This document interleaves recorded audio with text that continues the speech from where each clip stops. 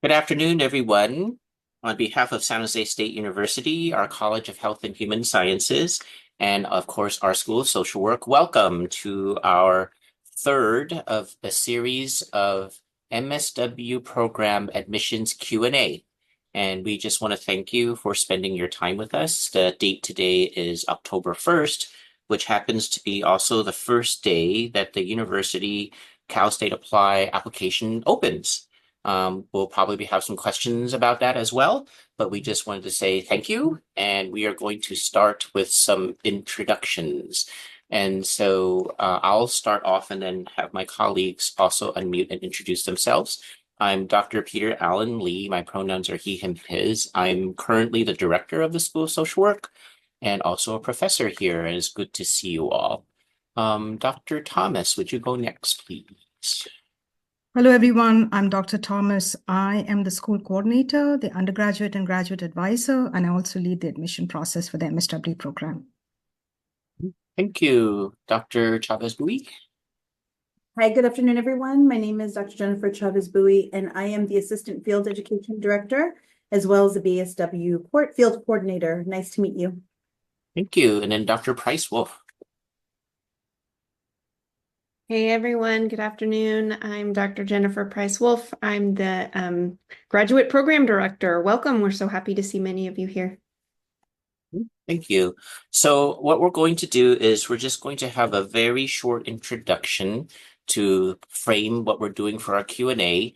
And then as you're preparing, what we're going to be doing is doing a combination of checking the chat for questions, as well as allowing you to raise your hands to unmute to ask your questions. And we're going to try to be doing our Q&A thematically.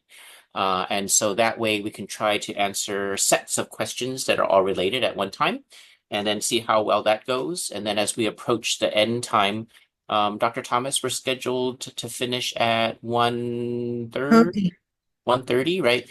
If there's some other questions or folks need to, we will stay on for a little bit afterwards that. And then, of course, you have our contact information. So as we start as an introduction, one of the things that we wanted you all to do before coming to the Q&A session is to view the admissions informational session that was pre-recorded. And then also you'll have noticed that in that session were links to also other recordings about the history of our school, our transcultural perspective, why we call ourselves an advanced generalist program, some tips about why there are other aspects of our program that you should be able to look at ahead of time so that the Q&A can be a little bit more fruitful and time efficient.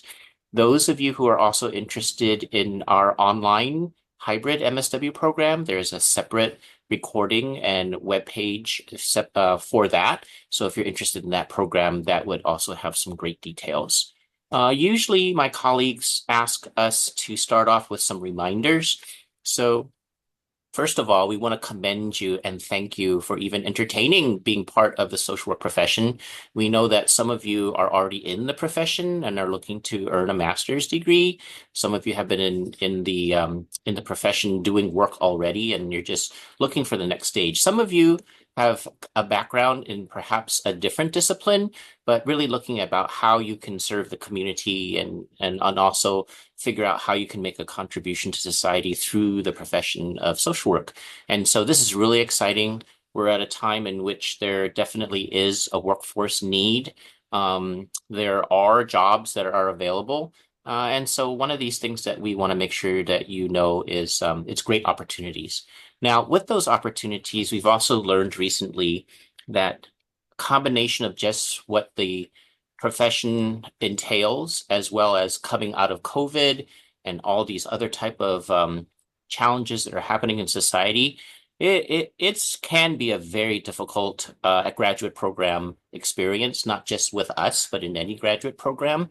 And of course, the activities that you're going to be doing in your eventual work, it involves trauma, it involves loss, it involves a lot of different types of problems that people are experiencing because that's what we're here to try to help.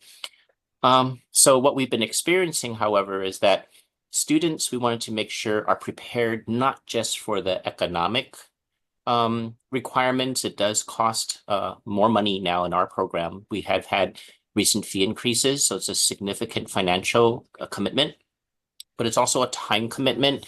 We've had some students who entered our program and then they didn't necessarily prepare thoroughly ahead of time and were surprised about the significant internship requirements that are part of the program, the significant amount of study and class time that is involved, while also we understand that you have your personal lives, your family lives. Many of you are probably working part-time or even full-time while trying to come to school. So we just wanted to make sure that you thought about those commitments. And then, of course, there's the emotional, psychological, and even as we know, those things are tied to our physical health. Those all things come into play when you're dedicating this particular amount of time going through graduate school and when you're going to be going into a more in-depth level of the profession. So we wanted to make sure that you're prepared for that. Now, at the same time, there are several MSW programs in California. There are already more than 5 in the Bay Area, with a couple of more that are springing up. So by time you're ready to apply, there's probably going to be about 8 MSW programs available in the Bay Area. For those of you who are not within the San Francisco Bay Area, there are a total of, I think, 30 MSW programs in the state. And so we want you to understand that we highly recommend thinking about goodness of fit. We would love to have you apply here, but we also want you to realize that not every MSW program is the same. Although anyone who graduates from an accredited MSW program, you're eligible for licensure afterwards, as well as what type of career you're looking for. But you have to think about geographic location, the mode of education that you're looking for. Maybe you're looking for a particular area of expertise or an area of practice or study that's of interest to you. And so although we will say that, well, I will say it, my colleagues will speak for themselves. I won't say we have the best MSW program in the state, but I will say we have a high quality MSW program. And it's in terms of, again, the goodness of fit, finding what it is that you need and what kind of things that you might be looking for. We are not the most flexible program in terms of scheduling. We use a cohort system, which means most of your classes are selected for you. We do have a wide range of training and stipend programs, probably more than the average program. And our program now is quite large. But maybe you're looking for something different. And so we want you to just make sure that you do your research and go in informed for the best fit for the program. So before we start Q&A, I want to give each of my colleagues if they wanted to start off with anything as an introduction, and then we'll jump into our Q&A. So Dr. Price-Wolf, you want to say anything before we start? I think Dr. Lee covered a lot of it. It's a big time commitment, but it's a wonderful degree. I guess I'll start off by saying something that came up in the last session is I just want to give a plug for our advanced generalist perspective and our advanced generalist emphasis in our program. We do have lots of ways that if you look carefully at our website, you see that you can do special, certificates and other types of programs and stipend programs.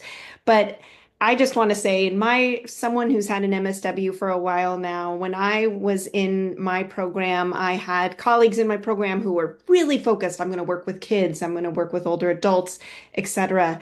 Looking back, we had a reunion fairly recently. People are doing different things, and the advanced generalist or the generalist degree allows you to pivot to different areas in social work.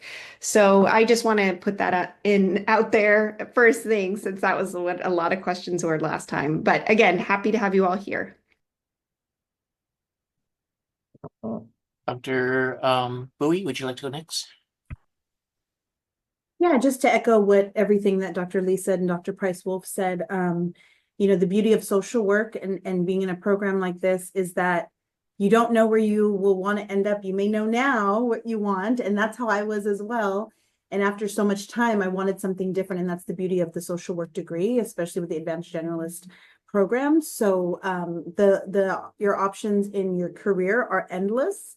And so I think that this is a great program to help kind of look at what your options are. Even if you're like, I want to do this and I don't want to do anything else, you never know where you will end up, and you want to give yourself options for your future. So, and we hope to give you all the information we can today. And Dr. Thomas. Thank you, everyone. Actually, I have a question for the participants, not any words of wisdom or back overview of the program. So when you get a moment, could you type into the chat, why are you considering our school? Why are you considering the School of Social Work for the master's program? When you get a moment, just type that into the chat. Thank you, everyone, for responding to this request. Did you want to debrief after you see some of the answers, Dr. Yes, Thomas? yes, we will. At the end of the, once the At the end question. of the session? Yeah. Okay, we should- that's a great question. Okay, Yeah. thank you. For those of you who need it repeated, Dr. Thomas is asking, why is it that you're interested in our MSW program here at San Jose State? Okay, so let's get started then. We will do that debriefing from what you have typed in there. I will be hosting most of the Q&A or facilitating that part, of course, with the four of us together helping to answer. And also our colleagues will be monitoring the chat. So let's talk about, let's just start in terms of anybody would like to open up, raise their hand, unmute, and then start us off with a question. And then, like I said, we'll be doing it thematically. Okay. Anybody want to start?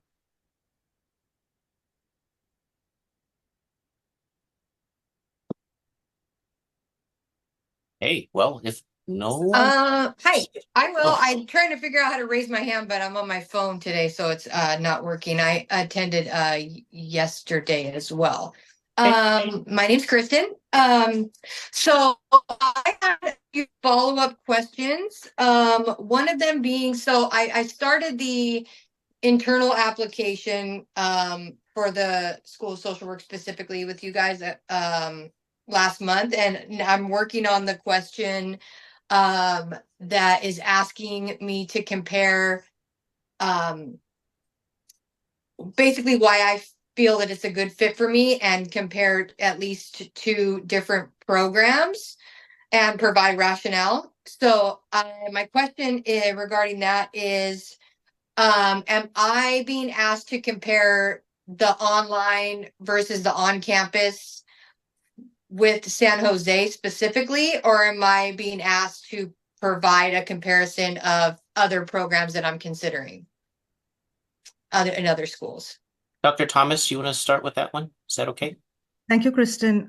That's a good question. So it's specific to our program, to this program. So I thought it was, the wordings were specific, but just let me take a look. Probably it got lost, Okay, that's okay. And the assumption is that, we've provided links to the different programs, right? The applicant review all the different programs and make an informed decision about the program they want to attend.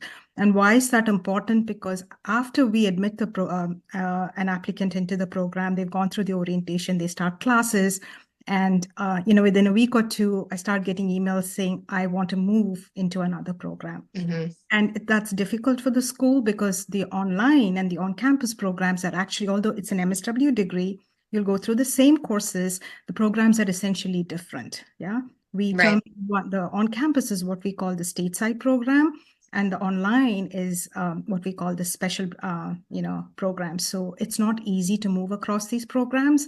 Right. And typically we don't allow our students, once they're admitted into the program, to move, to just, you can't be in the on-campus program and take an online class, right? That does not work. So before you start writing your preferred options, the 5 options we give, view all those videos, make notes about all the differences, and see what you're inclined towards, what is the best fit for you. And that's why we ask for those 3 differences. That will help you make this decision. Yeah. Okay. So that has a purpose behind it. Perfect. Thank you so much.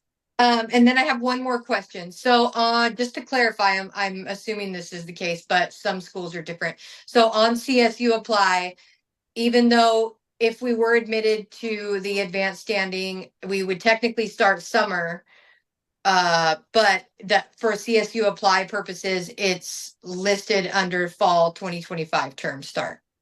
That's correct, because we don't have a spring or a summer admissions. Perfect. You will enter the CSU Apply is only for 2025.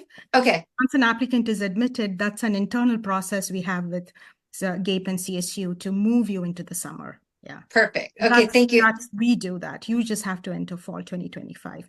And Kirsten, that's again a good question. So a general tip and recommendation to the other applicants, CalState Apply has opened today. And it can be a little difficult to figure out, especially if you go through CalState Apply, all the campuses are there on it. We have linked a guide to help you through that process, the fall 2025 guide on our admissions page.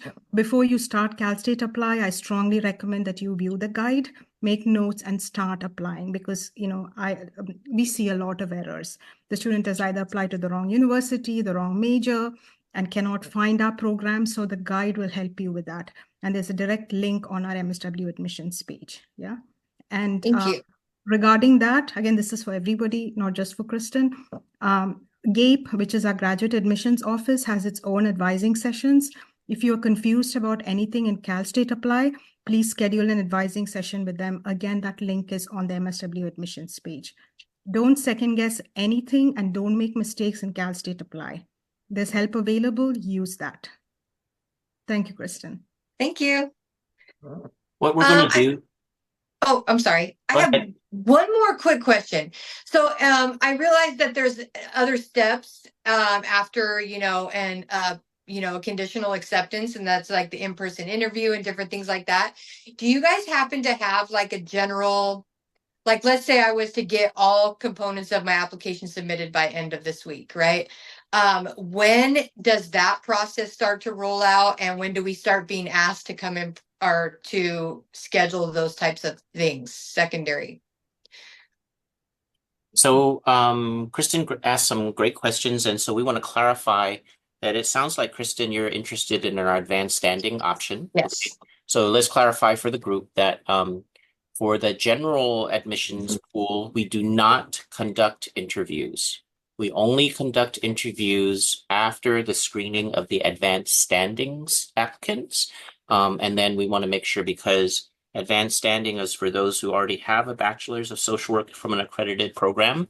And if you're admitted, you're skipping the entire first year, the entire generalist foundation year of the program. And so that's why that application process, including the interview, is more rigorous, because we need to make sure that students that we admit into advanced standing, you're basically skipping a whole year of internship as well as a whole year of curriculum in terms of the master's level.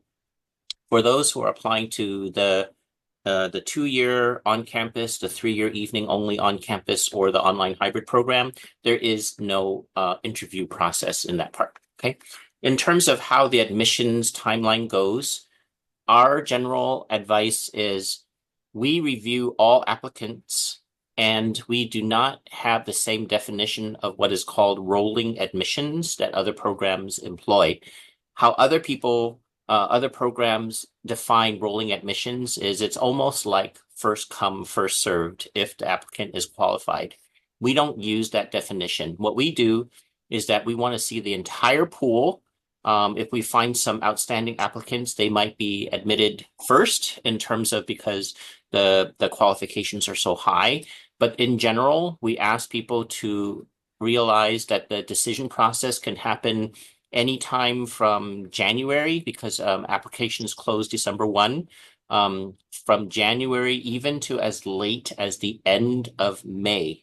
And so if you are an applicant that gets an offer from another program, sometimes you're going to be in a situation where you're just going to have to decide. They'll call us and say like, hey, I already got admission to XYZ MSW program. When can San Jose State let us know? We will do the best we can to give you some options and a decision, but you might be in a situation where you're just going to have to decide based on what you have on hand. The reason why we do that and do not use the same process of rolling admissions is because, again, our pool can be anywhere from 600 to 850, 900 applications. So you can imagine that it takes us that long to have to review and give everybody a chance. Which leads to the other recommendation is that since the application is not due until December 1, we would rather you all spend good, significant, worthwhile time to put together the strongest application possible, rather than feel that you have to rush and that you get it in sooner so that you would be admitted possibly sooner. It doesn't work like that for us. So spend a good amount of time to put together a great application so that you are checking over everything and give yourself the best chance possible. Okay. So, Kristen, does that help on that? Yes, very much. Thank you so much. Okay. Thank We're you. going to stay on the theme of the admissions process and then move on from there. And I'm going to ask my colleagues to check the chat for the next question if it's thematic. So in terms of admissions and application, remember that there are two applications. There's a significant percentage of applicants that we just don't review simply because they did not turn in CSU apply and they also didn't turn in the MSW specific application. So remember, there's two applications due December 1. The second part of that is if you are interested in one of the specialized training programs like Title IV-E, or now that we have the Adult Protective Services, Public Behavioral Health, those types of opportunities, there can be also, not can be, there is also another application on top of the required two. So if you're thinking about applying to Title IV-E, child welfare, or those other specialized training programs, you have to look for the other information to think about your third application. That is not on the general application website that we have, but once you indicate that you're interested, you should reach out to the Title IV-E program or to the coordinators of the specialized training program so that you make sure you get that information. Okay. The December 1st deadline is for all materials. So that's the submission of your recommendations, your personal statement, and also any other type of transcripts that you have requested in there. Okay. So there's not two different deadlines for those. December 1 for everything. Okay. The other question that usually comes up about applications is that if you're applying to more than one CSU MSW program, make sure that you look at their instructions. And that's actually for any MSW program as well. But specifically for CSU, when you go through Cal State Apply, for the San Jose State University MSW program, you do not need to use the personal statement box or the recommenders box in Cal State Apply. Do those through our MSW specific application. However, if you're applying to, let's say, San Jose State and you're applying to another CSU, whether it's Monterey Bay, East Bay, San Francisco State, CSU LA, Long Beach, what have you, they have their own instructions and they might be using Cal State Apply differently from how San Jose State is using it. So make sure that you understand the instructions and their requirements, because if you leave that box blank and another CSU wants something in those areas, then you haven't followed the other program's instructions. So just make sure to be aware of that. Colleagues, do you want to say anything else about the application or admissions process before we go on to a different theme? No? Okay. I think you've pretty much covered all the important elements of the application. Just a complete application includes, for the MSW application, includes your recommendation letters. So please ensure that Recommendation forms, Dr. recommendation forms, please ensure that the recommendation forms are submitted, follow up with your recommenders. And also, please do not submit your transcript to the School of Social Work. The School of Social Work does not accept or take transcripts. It goes to GAPE. And again, remember the importance of going through the guide that we've linked in the admissions page. So all these differences are clear. Again, do not submit your transcripts to SJSU, to the School of Social Work. And the complete application also includes your recommendation forms. Yeah, let's go to JP. Yes, hi. Thanks for taking my question. My question is regarding the timing of the application. Right now, I'm currently finishing my bachelor's. I work at Abode Services, which my manager recommended that I take this program. And ideally, I would do my internship through my work. And I'm kind of just trying to figure out what the timeline would be Should I apply and then try to work in that internship? And I know there's like some inner workings within our own organization that would have to be set in place to make that program happen. So any recommendations for that? Should I wait a year? Yeah, just if you can give me some info on that, please. So JP, are you talking about in terms of accruing as much experience possible, or also thinking about using a workplace as your internship when you get into an MSW program? Using the workplace as an internship. Okay, Dr. Bowie, you want to take that? Yeah. So how we do it in our program is we have what's called a petition process. So the most important thing to know about our petition process is that we have what's called our active agency list.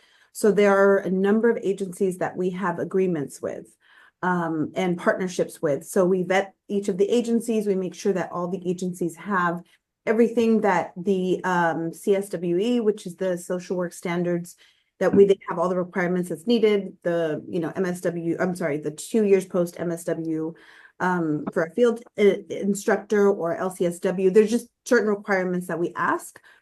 Once we vet those agencies, they are part of our active agency list. So the most important thing is that the agency that a student petitions with is on our active agency list. That's one. If they're not on our active agency list, then it's not an approved agency and we wouldn't be able to. We could potentially partner, but it is a process that takes some time because we have to go through our contract process through the university. But to continue to answer your question, the petition is available for 1 year only to petition with your job.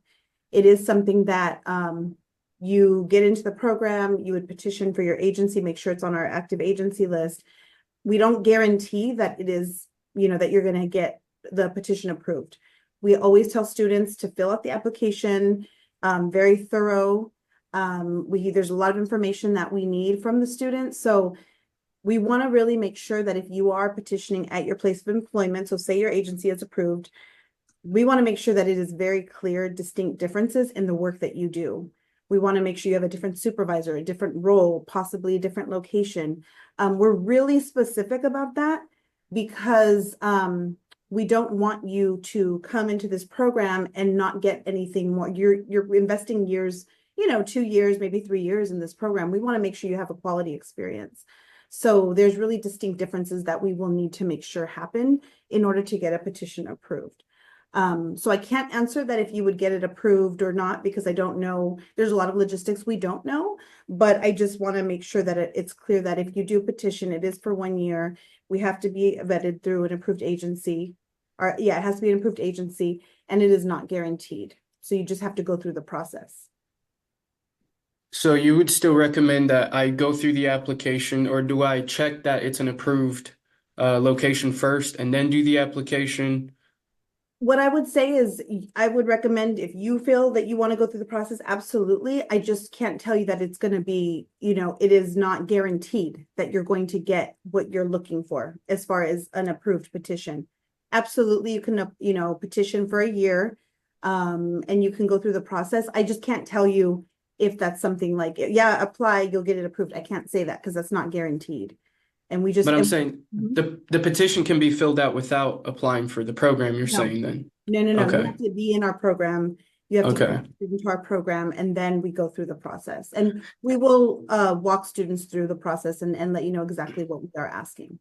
And then final 2 questions, sorry. So say you went in, you couldn't get it approved, and then with my work, it just happens that I have to work my full time, I have my family and all that. If I can't do that program, then what would happen to my admission?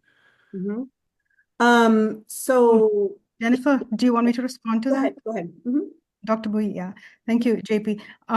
Just as a follow-up to what Dr. Bowie said, the timeline is something like this. If the applicant is admitted into the program, it triggers a whole set of processes. You'll get a confirmation form and also a lot of information from the field office. And that's when you will actually start those processes of petitioning and all the other aspects that will, start the internship process. So you'll have to wait till that time, right? So there's no pre-approved list that, the field office or the school will share with you. So you'll have to wait admission into the program, even after you apply, right? So that's the first thing.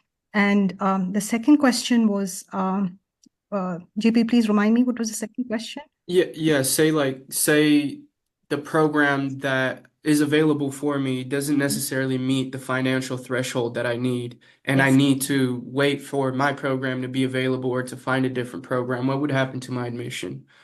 That's a very good question. And again, I want us to, go back to how Dr. Lee started this meeting, right? That before you even start the application process, please consider everything that is needed for you to start and succeed in the program. It's your financial resources, time, your employment. Is your employer willing and available for you to, pursue this program? Every little element adds to that final decision when you sign off on that confirmation form. So Hmm. I can't tell you the number of times the applicant has, got admitted into the program and then come back and say they didn't consider something and therefore can't join us. Yeah. So at this moment, it's difficult to say for me to say what will happen. We don't have an official deferment policy as such. It's on a need basis, and that will be decided by the faculty and the school leadership. So right now, what I would suggest that you do is, consider all the important elements necessary for you to even start the program, which includes time. And like Dr. Lee said, we don't have a lot of flexibility around classes. There are a lot of stipend and internship requirements in the program. There's a financial commitment. And of course, all of us have our own, lives, right? Family, health, all of that. Consider and discuss all of that before you start the application process. And if you want more details, don't hesitate to reach out to us, and we are willing to discuss that with you again. Okay. Thank you. I appreciate for the information. Let's follow up on some similar themes. So in terms of fit for the program, one of the questions that popped into the chat would be the program options and what is defined as in-person and what's online. So remember that the options that we have are on-campus 2-year full-time, which runs by a traditional semester program. 3-year evening only, and remember if you looked at the informational session videos, the 3-year program does have the traditional classes in the evening in person, and the internships during the daytime, but it's currently only for those who are focusing on children, youth, and families because we have only cohort sizes enough to offer a limited number of electives. You can, in the 3-year evening only program, still take the other electives, but they're not guaranteed to be in the evening only slots. Then the online hybrid program is 2 calendar years, where your traditional classes are online synchronous, required once a week, with a significant amount of asynchronous work. And then your internships are in person. So sometimes when folks are saying like, well, I thought you had an online program, it says, yes, we do, but we call it online hybrid because the internships are still done in person in a geographic location close to you or as close to you as possible. And Dr. Bowie might have some comments about if you live in an area outside of the San Francisco Bay Area, we definitely have internship connections throughout the state, but they are, out of transparency, more limited than some of the other programs that are, of course, geographically located down there. So one of the considerations you have to think about for the online hybrid program, if you do not live in the San Francisco Bay Area, is considering what type of internship opportunities you are looking for. Because if you, let's say, live in Southern California, the LA schools and the San Diego schools probably have better connections just because they're in closer proximity and have had longer relationships with those agencies. Similar to if you're way up north, Cal Poly Humboldt, and Chico State probably has more connections with internships compared to what we do. Although our online hybrid program does serve the state of California. Dr. Bowie, do you want to say anything about any of those things, internship wise? I just was answering some questions in the chat in regards to that. There's nothing really more to add, but we have the majority of our placements in the San Francisco Bay Area. We do have some in SoCal. We are more limited. And I was just answering a question in the chat about the process. The internships do begin in the fall. So if you're in the 2-year full-time program, you will be an internship immediately when you start. We'll walk you through the process because we will help you with your internship search that will pretty much begin when you are admitted into the program. Again, we'll walk you through it. If you're in the 3-year program, then your internship will start your second year. So your first year will just be your courses. Second year the internship will start. And again, you have to have 2 years of internship to complete the program. There was a general question about hours of internship. So we have just changed our official hours of internship requirement to 1,050 hours, 1050, and that's for both the online hybrid program as well as the in-person 2- and 3-year programs. And once you're in internship, the on-campus program is usually 2 full working days per week in the first year, and then 3 full working days in the second year of internship. In the 3-year program, your internship is done in your second and third year of the program, not in the first year. And then online hybrid is something similar where it's about 2 to 3 days of full-time internship in both the first year and the second year. So again, going back to the initial comments that our colleagues had said, some folks are surprised by how much time commitment it takes to be in a program like this. It's not just there are MSW programs that do everything asynchronously. There are some MSW programs who are okay having all of your internship done at your place of work. You have to be careful about making sure that they're accredited. And also the reason why we do it is because as an advanced generalist program, we want our students to have a range of experiences, not just trying to pick up hours in the usual work that they do. So, okay. Dr. Lee, I just want to add 2 more bits of information about the internship. Again, there are no internships on weekends or in summer. All internships are during regular agency hours on weekdays. And also all the specifics about the internship schedules are in the admissions portal. So as you go through entering the admissions, your requirements, you can also, click on that link and just look at all the details. So you pretty much have all the details of the information on internship right in your application packet itself. Okay, let's go to Kimiko. Hi, thanks for taking my question. My question's about the Title IV program. And I think I'm like a little confused on how that works, because it seems to be obviously the focus is the child welfare, but given that this is an advanced generalist program, do the courses change based on if you were, of course, accepted to this program, but also like the requirements for that training program, or how does that work? I was just curious. Okay, so yeah, obviously the part about advanced generalist and then thinking like, well, wait a minute, don't you offer some specialized training? We do, but at the same time, what we're trying to offer is how, even though you might specialize, let's say in Title 40 and child welfare, the other type of courses and the perspectives that we're trying to give to these students is not limited to child welfare. So you definitely will have a set schedule of courses that 4E students must take. So in other words, you have to take advanced practice in child welfare as one of your practice courses, which means that you have one less class slot to take like any elective that you want. You also are required to take social work and the law. You're also required to take the simulation course. So if you follow just the course plan for 4E, pretty much all of your courses are dictated for you, kind of thing. But that doesn't mean that there aren't other opportunities or learning experiences that would still qualify us as advanced generalist. Okay, so like when you take your foundation year courses, your policy courses, all these types of things will still give those folks a range. And that type of explanation also applies to if a person decides to do the training program in public behavioral health or in aging or in school social work. Yes, of course, we have to fulfill the specialized training curriculum, but there are other opportunities in which it broadens your experience in what a social worker should be able to do.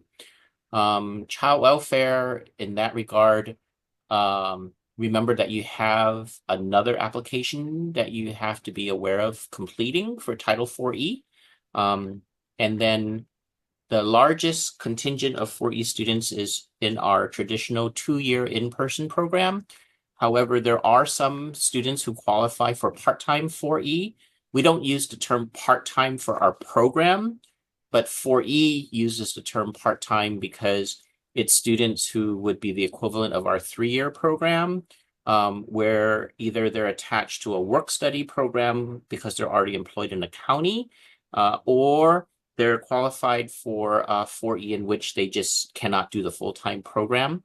And then we do have some counties in which we have a pilot relationship with in our online program, for example, Contra Costa County, in which we do have a few 4E students in our online program. Dr. Price-Wolf, you want to talk a little bit about also how your involvement with 4E is something that really is a highlight for us too? Sure. Hi. So our Title IV-E program is a structured program, as Dr. Lee was saying. It's an excellent program. We have this really exciting simulation lab where you're able to sort of have a more real world acting out of different client experiences, roles, etc.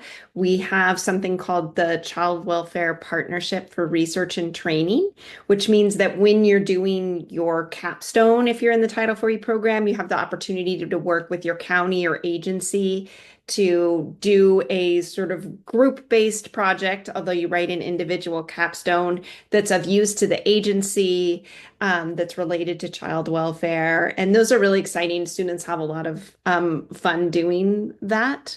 Oh yeah, I would highly recommend it if you were interested in working in child welfare, because that is, you are making a huge commitment to going into child welfare for a minimum of 2 years. So it's important to have that desire to work in the field. But if you do, the training that you would receive is very high quality. As a follow-up to that for 4E, there was a question in the chat about must one be a U.S. citizen to apply for 4E? I don't remember that answer off the top of my head. Do any of you remember? For the specifics of it, they'll have to check with the ISS, International Scholar Services. But as a general rule of thumb, if the Title IV stipend program is also seen as a work program, you may have restrictions on how many hours you can work. So that's something you will have to check with the International Services and Scholars Office in SJSU. And who asked this question? It was in the chat. Okay. You can apply for it. I wouldn't say no. And once you go through the process, and if you're selected, there are conditions that apply in terms of hours of work. But Dr. Lee, I'm not sure if the county has some restrictions regarding that. We can check on that, of course. And actually, just like we have the contact information on our website for the coordinators, any question that is specific to a program like Title IV-E, it would be great just to send them an email or call the office and speak with the Title IV-E coordinator, who is currently Amy Libachuk. Colleagues, can you help me just put into the chat the contact information for 4E? Dr. Bowie, did you have any other information that we haven't covered according to those questions? Dr. Lee, I just want to add, that question is an important segue to another information. So if anybody here has an international undergraduate degree, please follow up with GAPE, because there are specific requirements for an international undergraduate degree in terms of evaluation. Do not delay that process and reach out to GAPE, schedule an appointment, with them, and see if your transcript needs any special evaluation, and do that as soon as possible. Okay, let's go back to Kimiko first and say, did we answer your question? Yes, you did. Thank you so much. Okay, thank you. And also, folks, if I'm pronouncing or we're pronouncing your name incorrectly, please correct us, and we would love to learn your name.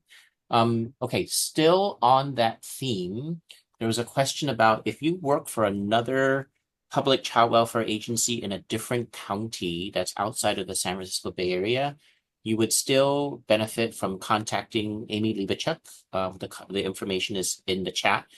We have had a couple of inquiries about other counties. And again, out of transparency, the social work world is kind of small. I mean, and what we mean by that is like many of our classmates in graduate school are the directors or the chairs of the other social work programs across the state.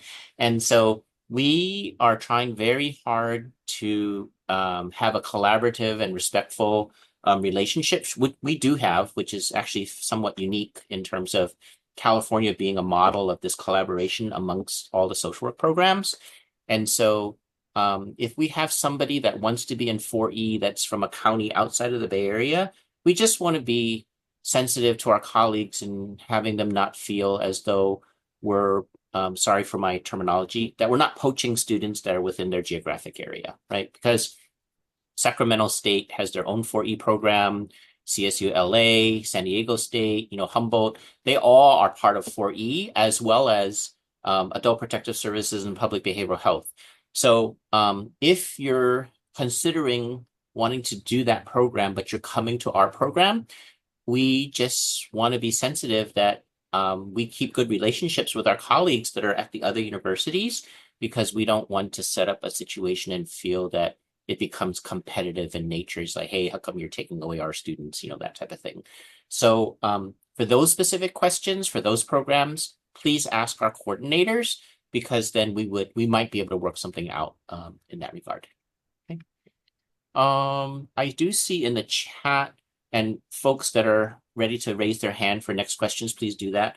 I remember seeing in the chat a question about what if you don't have an academic background in social work? So if you have, for example, a degree in another social science area, or even something that we think is totally unrelated. So we get that question quite often. And I think only about 30% or less of our MSW students actually have a social work undergraduate degree. And so when we think about, well, what's the makeup of the other percentage? I think just from what I remember, probably about 50% come from some type of related field, whether it's like psychology, child development, sociology, public health, those kinds of things. But we get a good percentage, like, 10%, sometimes up to 20% of people that you think are like totally unrelated. So like engineering, pre-med, English, math, all these types of things. What's that, Dr. Thomas? Biology, Oh, biology. Okay. arts and theater. Yep, art and theater. And so what we want to say to you is that there's always an advantage and disadvantage, in which the advantage is diversity brings greater learning, right? And so even if you might feel a little bit behind when you get into the social work specific classes in our curriculum, hey, I've never heard that theory before. I don't have this background. I haven't really had I've had social work related experience, but not necessarily worked at a social work agency. Well, you bring in perspectives that are also still very important, because social work as a field, or social welfare as a field, also heavily borrows from other fields. So you come in with a more diverse background that can enhance your learning, while of course you would have to do some catch up, so to speak, on the social work specific areas. Then the flip side is also true, where people coming with a social work background, of course, they have the advantage of the familiarity of the profession and the field, but then they have a less diverse experience compared to those who are coming from a different discipline. So I think our recommendation is look at the application, what we're looking for. Social work related experience, quality, personal statement, recommendations, and then your GPA. And we've seen folks from all types of backgrounds and from social work backgrounds succeed in our program. So please don't use that as a deterrent in terms of you're interested in applying. There's quite a bit of opportunity for everyone. Colleagues, you want to comment on anything regarding that theme? Yes. Just a practical side to what you just said, Dr. Lee, which is where that will reflect in the application is in your work experience. So it's important that you review the requirements, and often applicants do not write clearly what, especially if you're from a different discipline or done something that's not exactly social work. Please pay attention to the details and write exactly how that transfers or relates to social work. So pay attention to that detail in work experience and of course in your resume. And another aspect where of the application where you can, use to elaborate on that is, of course, the personal statement, right? Why do you want to be in social work, although your background is not from social work, right? So use these spaces that we've given in the application to talk about that if you come from a different background or a different work experience. So we look for, if you want to pivot in your career, if you want a different career, what are your reasons, and is that strong enough? That's something that you can look at in practical terms. And Dr. Lee, I think there was a question on the GPA in the chat, because you just mentioned GPA. I thought we should just address that. Okay. So How does GPA factor into the...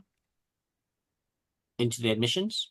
Yes, I think I saw that, and we Okay. haven't addressed that yet. So let's talk a little bit about, so as we look at the components of the application, obviously each of those we put into the application process for a reason. So anything that you have within your control to do the best that you can will improve your chances, of course, in being reviewed favorably and being admitted. So if we talk about minimums, minimum 2.5 GPA to apply, there is no minimum social work experience to apply.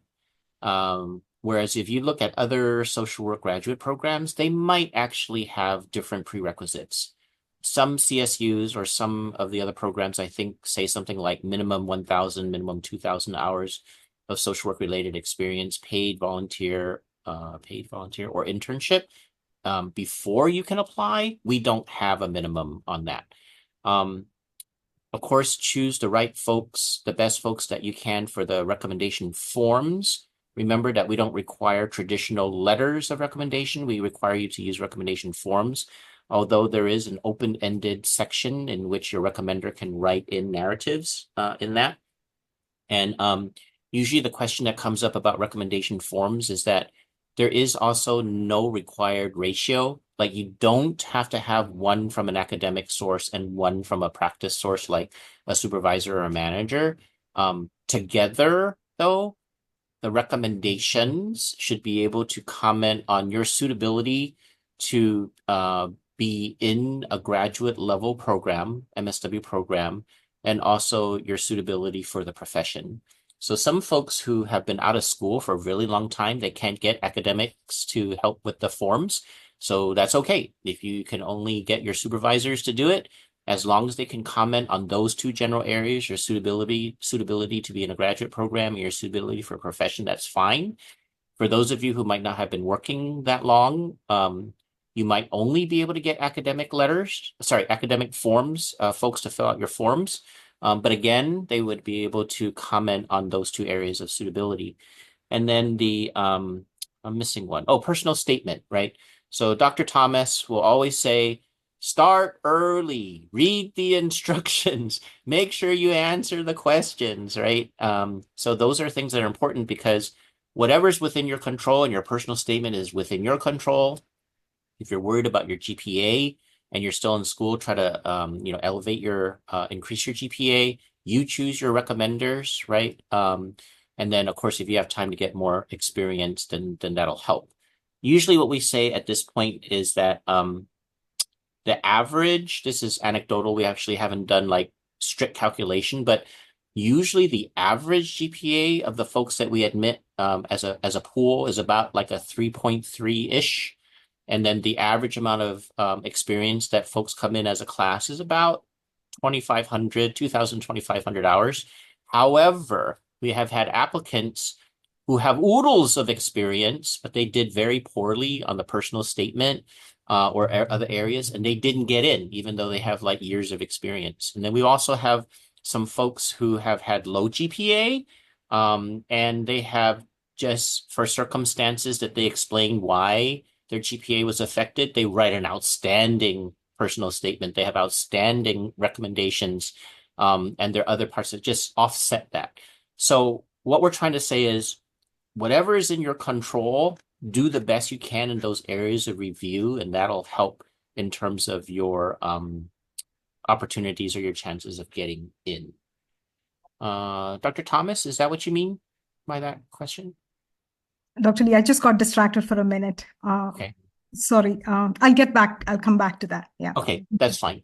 Let's see, there was something else in here. Okay, as a follow-up, there was a question about what if you got your bachelor's degree outside the US? Dr. Thomas had mentioned that you should be contacting GAPE.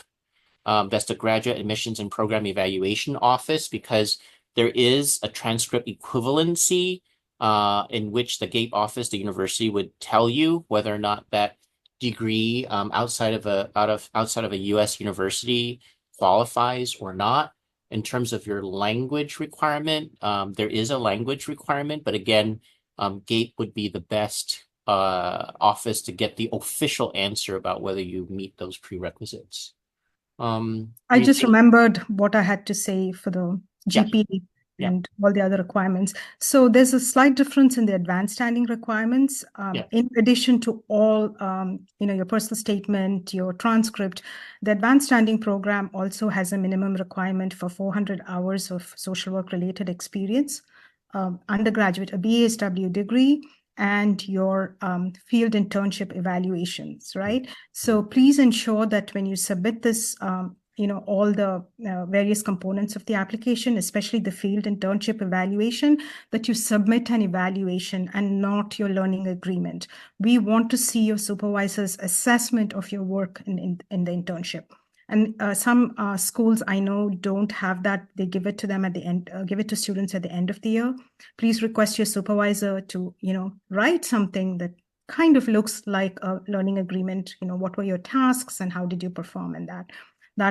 We do accept that as an interim, arrangement. And once you go through the process, we do reach out to you and ask you to submit the final evaluation.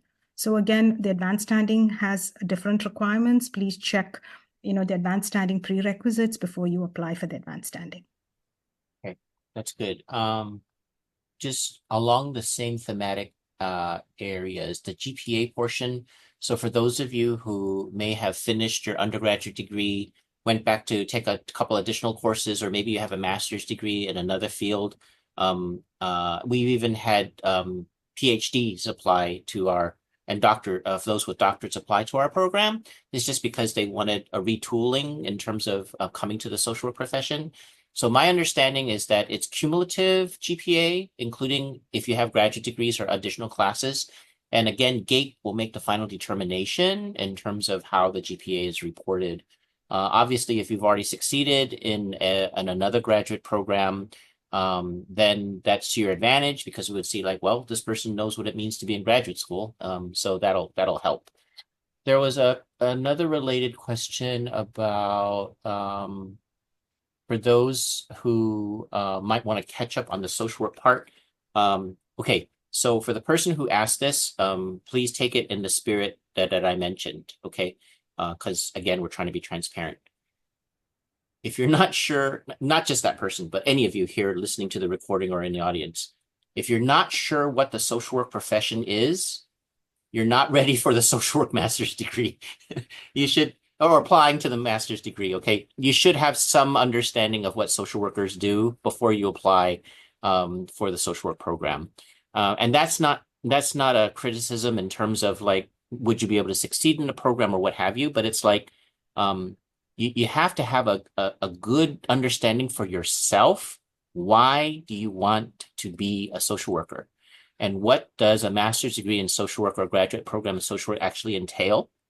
Okay. So I don't want to make too many assumptions in that regard. Let's say you already have that. So yes, I'm sure I already know what it is. Okay. And folks are just trying to get more information.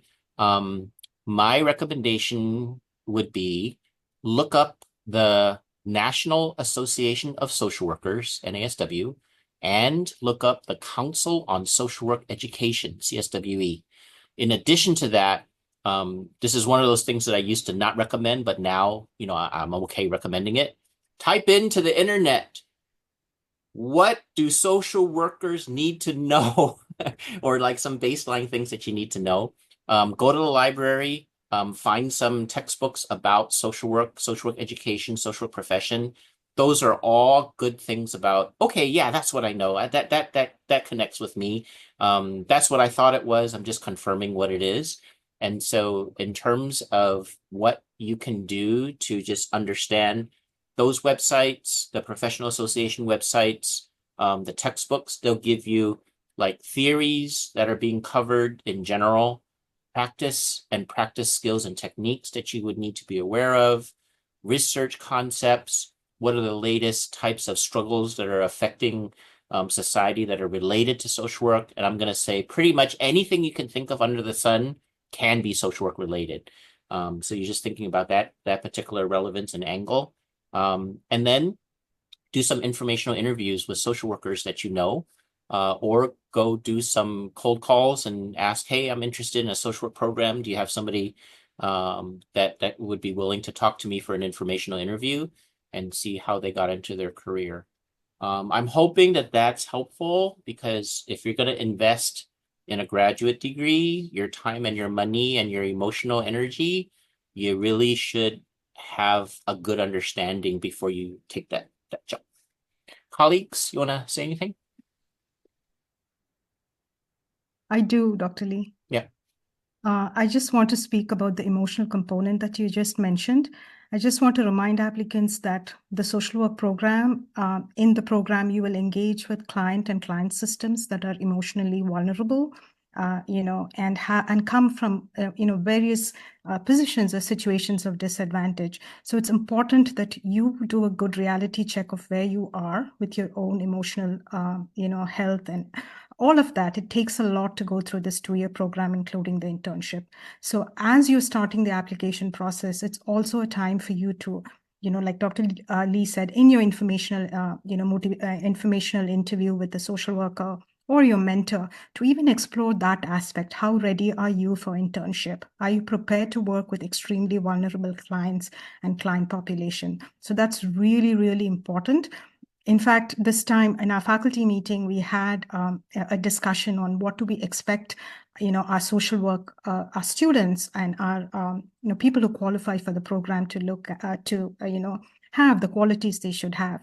And strongly, overwhelmingly, the faculty, spoke about emotional health, emotional boundaries, self-care, their preparedness to actually deal with vulnerable client and client systems. So in the school, we are really, we really emphasize that a lot. The school leadership and the instructors support students through this 2 or 3 years of their journey. But, there's only that much we can do. Yeah, so you have to pull your weight. So part of that is the application is just not filling all the application requirements, but also checking as to where you are in this process and in this journey. And if you enter, that with that kind of intention and mindfulness, this is an extremely good program for you to be in. So the fit also refers to your own emotional health. And post-COVID, as all of us faculty are on this panel, I cannot overemphasize that. Okay, good. Colleagues, could you check the chat? And then we're going to go back to Kristen. Yeah, I just wanted to clarify as well for the letters of recommendation. So when you apply to the program, you'll go through the whole application process. You will see a section that says who are your recommenders. You put their information in. They then get that information. They fill out the form, and then they would then upload letters and whatnot to the application. So you're simply just starting the process, and they would then receive the information and go through that letter of recommendation process. So I just want to clarify that. And we should further clarify, are we saying there are actual letters or just the form? They're forms. For the form, but the recommenders fill out the form and they upload letters to you won't see it because you're just, those that are applying don't see it. Is that correct? Unless you don't waive the thing. Oh, right. The applicant can say, I want to see it. Right. The Okay. recommenders they upload the letters themselves. Okay, so sorry, I'm gonna make sure that we're all on the same page on this. They're returning a recommendation form, but they are not required to submit a letter. That's correct, Dr. Lee. It's a so let me just explain the process so it's clear. So when you start the application, when you come to the recommendation section, you'll be prompted to enter the name of 3 recommenders. The moment you enter the name, and I think there's a line for the position and also the email ID. The moment you do that, your recommenders will receive a recommendation form, which is, I think it's 10 areas, and it's a Likert scale. I think 1 being the lowest and 10 being the highest. They have to fill that. And then there's space for each of those questions if they want to write some more on, various qualities and skills that we ask for. And this is something I tell applicants when they have individual meetings with me. Choose your recommenders wisely, right?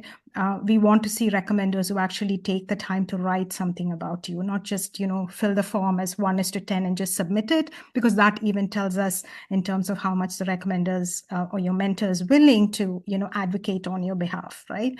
So choose your recommenders wisely, choose early, give them the time to complete it. Although it's a form, they still need time. Follow up with them and ensure that all the forms are submitted on time, right? We don't follow up on that. And a complete application includes your recommendation form. And in case your recommender cannot submit the form, we have right in that section on recommendation form, there's a help, an email for help available. You can ask the recommender to use that. Dr. Lee, does that cover everything? Yeah, because we've been in situations where somebody is applying to multiple programs and they say, well, my recommender already wrote a letter. That is not sufficient because we don't actually collect letters. We have them fill out a recommendation form. So just make sure. That's why we've been trying to clarify not using the term recommendation letter, because we don't use letters. Yeah. I use the, a recommendation letter is actually initially, it's a recommendation form. Okay. Kristen? Yeah, hi.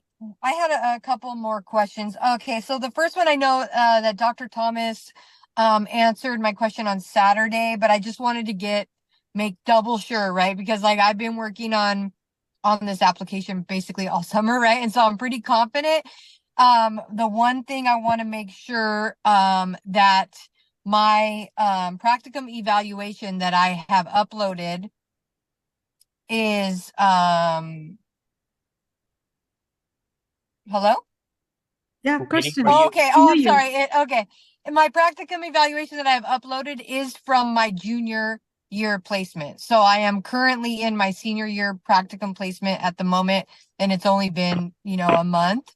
I do have much more than the equivalent of social work related experience that I will include in my work experience as well as on my resume. So I just wanted to make sure that practicum evaluation from my junior year is going to be acceptable for that section, specifically for the advanced standing. That's correct, Kristen. And like I clarified on Saturday, you will get your final evaluation after you complete your senior year, right? Yeah. Yes. Yeah. And after the process, we do reach out to the applicants, them to submit the final letter once, there's multiple rounds of review for advanced standing. Perfect. Thank you. That, go ahead and submit it. If there are multiple pages, the program allows you to compile it into one PDF. Yeah. Do that and you can submit it. Okay. Thank you. And then I did have one more question about so I know that you guys mentioned that, some schools on CSU Apply will be looking for you to upload your personal statement to that application. So I have, I am applying to one other school that is going to require that. So I just want to make sure that what I put into that section, that my personal statement that I've uploaded to San Jose's specific application is not going to get, because they're different, they're not going to get that you guys specifically review our personal statements that are uploaded to the San Jose social work application. Yes. Okay. Yep. We won't confuse those. Okay. Thank you so much. I'd like to follow up on that. Kristen and others, you don't upload a personal statement in the Cal State Apply for SJSU. Yeah, and it's uploaded in our internal application, MSW application, the second one. And also that brings me to an important point. I can't tell you the number of times we see a personal statement where the student has written the statement for another school, haven't reviewed the statement and submitted to SGSU. So if that is the situation, please again review our prompts. We have specific prompts. They may look similar, but the intentions are different. And that's kind of the first no on your personal statement. We hopefully no one will write, I'm excited to apply to CSU Monterey Bay or another CSU as the opening line of the personal statement. So be aware of which personal statement you're submitting, even in our internal application. There's a question in the chat about providing the hyperlink to the GATE application. Want to make sure there is no GATE application. There is a Cal State Apply application, and the best way to find that is on our admissions website. So it has the Cal State Apply there. Colleagues, maybe you can help with that one. And then just to clarify, GATE, which stands for Graduate Admissions and Program Evaluation at San Jose State, that's the office you would call if you have questions about your transcript, if you have questions about your Cal State Apply and your eligibility. So any of those type of university level admissions portions go to GATE. Okay. Colleagues, do you see any other questions in the chat or thematic that we want to cover?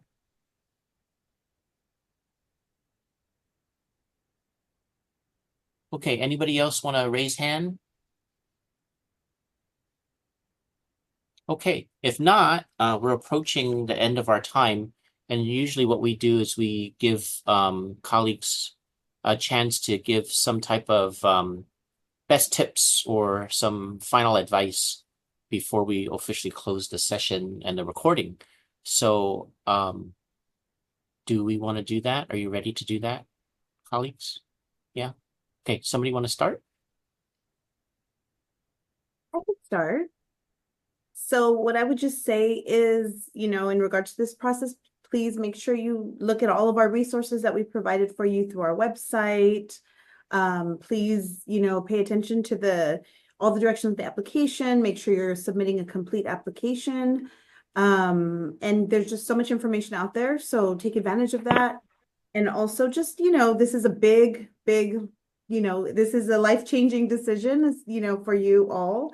And so, yeah, just make sure that you're really informed about what we offer, and we're really excited to have you, and that you're even considering our program. We do not take that lightly. So if there's anything we can do to support your process, please reach out. Please again, reach out to us, or if you have questions, take advantage of all the information that we provided. We wish you the best of luck in this journey. It is a big decision. The fact that you're here today is a big deal. So we thank you for that, and wish you nothing but the best in wherever your journey takes you. Thank you. Someone else? I don't have much to add to what Dr. Chavez Bowie just said. That was wonderful. Yes, happy to see you all here. Happy to support. I have a senior right now applying to undergraduate institutions, so I know how stressful it is. And yet, as I see her putting in the time, I also see that just the application process is a learning experience and a discovery process for her to think about what she wants. So again, as Dr. Lee said, just as we will be evaluating your application, please look at our materials, evaluate us, see if we're a good fit for you. And good luck, take good care. Dr. Thomas? Again, it's all practical advice. I say this every time, just reminders again. Remember, there are two applications, Cal State Apply and our own internal application. Start your applications early. Right when you start your application, it takes 10 days for the system to generate a 9-digit ID. So if you start your application on November 20th, the chances are you're going to submit a late application. So start your application early. Pay attention to the details and to the instructions. I can't tell you the number of times I've seen mistakes where people have entered their wrong SGSU ID. That can delay the process. It's a lot of work for you and for us. And finally, I've spoken about the recommendations and work experience. Pay attention to your personal statement. Read the prompts, write multiple rough drafts. It's your voice, present us a really compelling reason as to why you are a good fit for the program, right? It is a graduate program. In that sense, it is a competition, right? You have to tell us why you are the best fit for this program. So put a strong and thoughtful application, and it's a joy to review those applications. And when you write your personal statement, please do run spell check before you submit it. And again, as everybody else on this panel has said, I wish you nothing but the best, and I really look forward to seeing all your applications. Oh, we have a hand up. Okay, Christine. Hi, can you hear me? Yes. Okay, hi, I'm Christine. I have a few questions actually. So one is about the PPSC and school social work in general. So am I understanding it correctly that if you want to apply for that credential, you apply for it up front in the application? It's not the kind of thing where you can learn more about school social work in the program and then you apply later? Like, how would that work if In the application, Dr. Thomas, there's a box check, right? So you Yes. would check the box that you're interested in school social work, so PPSC, but the process in which you go through the process of earning your PPSC starts when you get into the program. It's not something that you do as prerequisites to get into the PPSC program. So you would go through the regular application process like we've just been describing, check off you're interested in PPSC. If you're admitted to our program, then there will be information specifically about how to earn your PPSC. Okay, so is it kind of like you're already kind of committing like that you want to do school social work if you do that? No, if you change your Okay. mind and you don't want to do PPSC after you're admitted, you can change your mind. Okay.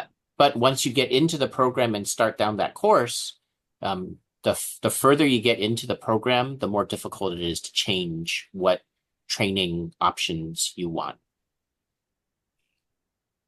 Like if you wanted to switch to something else, like there's not really switching to something else.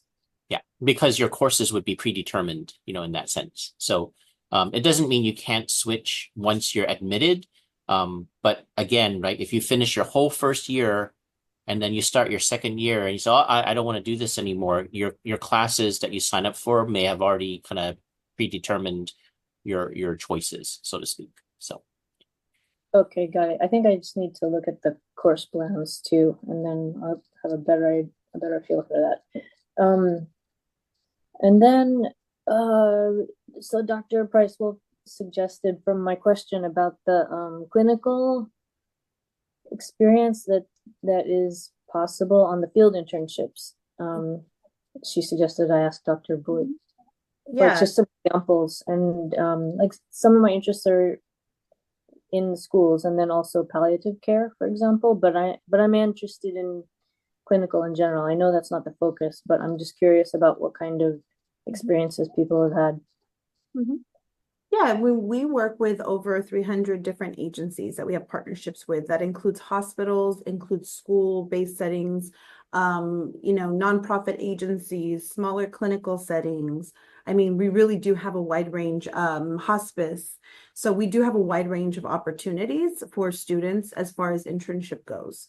So really there's so many out there, and different clinical opportunities. I know some students come into the program and they say, I have to, I want to get my LCSW, so I have to have a clinical placement. And so they may get a clinical placement. It's not they don't have to do it, but they think they have to do it. So we just say, get whatever you feel even if you want to explore a little bit, even if you're like, I want to try this, maybe I'll do this placement. We even have, for our BSW students, we even have like a placement at a veterinarian office, which is really cool. So there's just so many different opportunities for our students in field, and we've had really good feedback about the experiences that students are getting. And that's where the internship really, it is our signature pedagogy. So that's where you really get that on the ground, all of the good, the bad, all the things of our field is really in your internship experience. You only have 2 years with us, so we want to make sure that you have the most quality experience possible. So we'll work with you to see if we can help you identify those specific agencies and whatnot, in whatever area you're in. Okay, cool. Thank you. You're welcome. And then my last question is just about the research centers. I saw, I'm just curious if the students have any opportunities to interact with the work of the research centers. So like the healthy aging, for example, do the students get involved? Like, how does that work? Dr. Price Wolf, you want to answer that one first, or? Yeah, sure, Christine. Yes, the answer is yes. Every year we have, somewhere around 15 to 20 or more students participating in faculty-led research for their capstone. So, faculty will send out information about projects that they're currently working on, and students will reply and be matched. And then for their capstone, they'll be working on a research project. We also have the Title IV Child Welfare Partnership for Research and Training that I talked about, as well as we have opportunities where a faculty person who's doing research may look for a student assistant or hire a student assistant to work with them on their research. And not only in the School of Social Work, but other departments, across the university could potentially have opportunities as well that you could find out and see. So absolutely, we are an active faculty in terms of research, and there certainly are opportunities. The best thing to do is when you get here is raise your hand, look around, talk to people, tell them that you are interested. Okay, cool. Thank you. Okay. We're at time, and so I'll give my parting words, and then we'll finish the recording. So definitely agree with colleagues about what they're saying for their advice. It's just a reiteration of this whole thing about find out what we do well, find out what we might not do as well as some of the other programs. So it's back to that goodness of fit. Some of the things that do kind of wear on me is that I do have students usually visiting me, either virtually or coming into my office.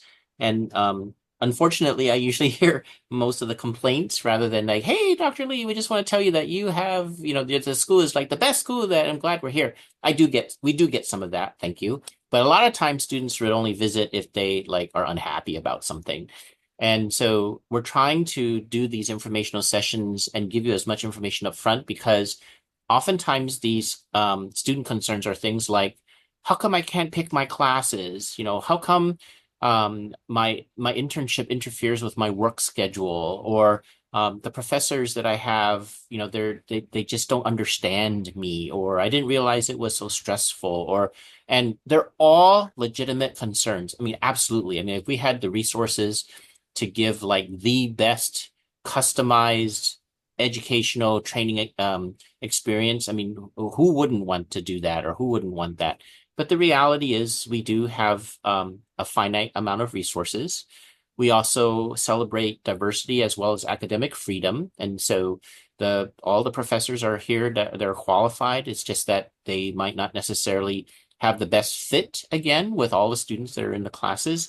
And so please be aware about what it is that you're signing up for when you want to come to our program. When we took a poll, did a little bit of exercise about the top things that faculty thought that students would benefit from. Those top things did not include things like education about learning the practice skills, or being book smart, or the experience about that part in the field per se. Of course, those are all very important. But the ideas that came up about the top things that we really wanted students to have were things like time management, emotional regulation, self-awareness, emotional intelligence, problem-solving skills. These types of things is because not only when you come into our program, any program that you're going into, it's going to be challenging. And then you're also choosing a profession that is challenging. It's also very rewarding. But as we had mentioned throughout the session, you're making quite a commitment. So we're trying to give you as much information as possible and being as transparent as possible, so that when you do come to our program, if you want to apply and you are admitted, that you come in fully informed or as informed as possible about how you made that choice. On behalf of San Jose State University, our College of Health and Human Sciences, and our School of Social Work, we want to thank you again for being part of this Q&A. And for those of you who are viewing the recording, thank you for spending your time with us as well. And we hope to see your application, but if you choose to go somewhere else or you have other opportunities, great. We're all still part of making society a better place and helping those that are around us. So thank you again for making that commitment, and best wishes to you.